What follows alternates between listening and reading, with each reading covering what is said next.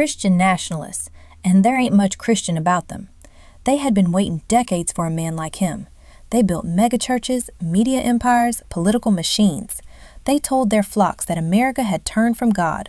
Only a strong leader could restore it. At first, mainstream Christians backed them, not knowing what they were signing on for. Later, when some tried to pull back, the purges began.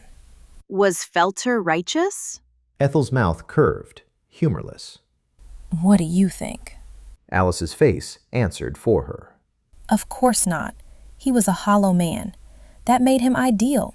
He didn't care what doctrine they preached as long as they adored him. In return, he gave them what they wanted. Judges to outlaw abortion, restrict marriage, and smuggle theology into schools. They gave him pulpits and votes. The wall between church and state crumbled. She clicked through images of pastors in suits, laying hands on Felter, cameras flashing. They called him a chosen vessel. Some said he was like Cyrus, a pagan king used by God. They wrapped blasphemy in prophecy and called it faith. That's madness, Alice whispered. It worked.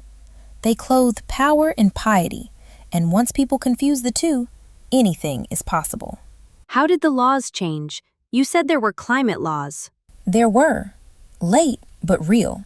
Emission caps, clean energy subsidies, international treaties.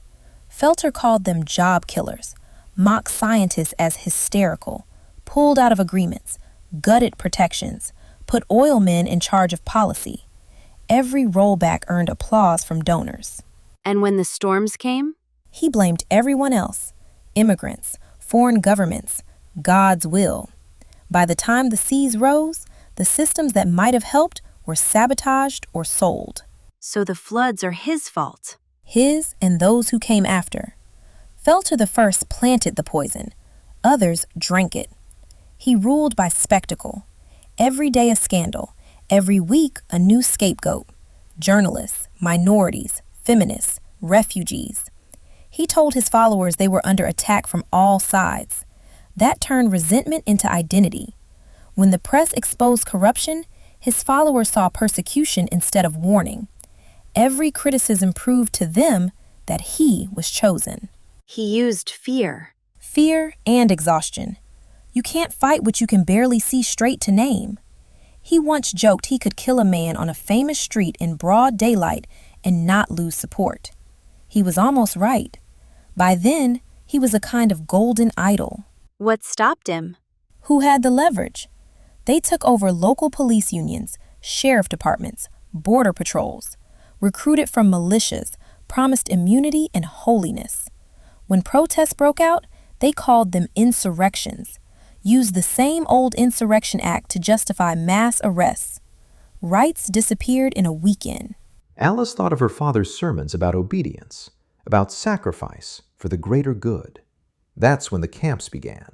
At first, they were temporary holding centers, then re-education facilities, then industrial faith factories. By the time the world noticed, it was busy drowning. You said there was a rebellion. There was.